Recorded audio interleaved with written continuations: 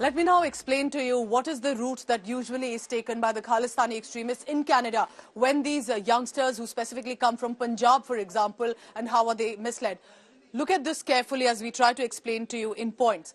There are first initial jobs that could be provided with some help, specifically to those who may not have an option initially, whether as plumbers, truckers, sevadar sometimes. They are lured into religious work also sometimes and are given initial jobs to begin with. So that's the first opportunity that are given in by these extremists. And then begins trafficking in a controlled manner. Trafficking, it's not just about human trafficking, but also of resources, of drugs, of extortion, of money. And that is when it happens. These religious places of worship are sometimes misused, where people can congregate. They are vulnerable. They are coming in to where they find shelter, which is a gurdwara. That is where some of these Khalistani extremists try and pry on the vulnerable. There are visas sponsored for participating in anti-India India stir. Because remember, these visas also need a lot of money to even be sponsored.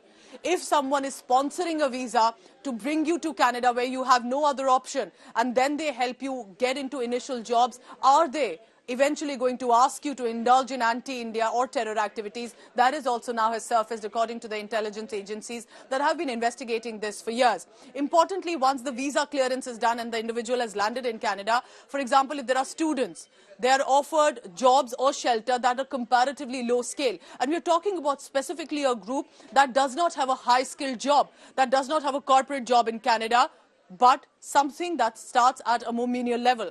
Remember, they are now indebted. They are grateful, they are thankful to this individual to have given him that starting opportunity. And now, to pay back, the Khalistani extremists start to demand to participate in activities that are criminal in nature, that are what the gangsters want, which includes extortion, intimidation, even murders.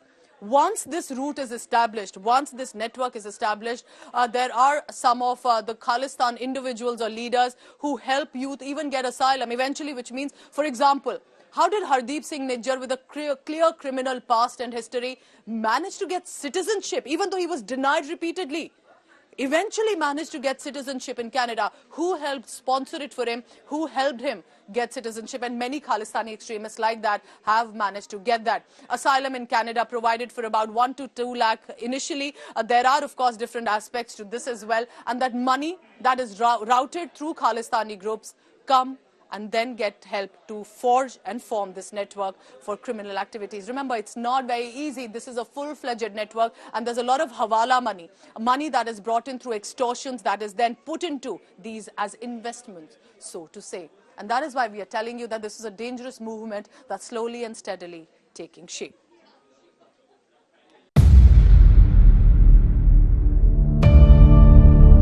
India's #1 political reporter defines what seems to be happening, vendetta politics. कोई दूध के से धुला हुआ नहीं है. Unmatched eye, unmatched experience. The world has changed.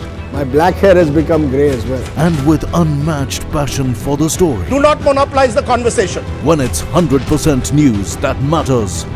It's News Today with Rajdeep Sardesai. Monday to Friday, 9 p.m. Only on India Today TV.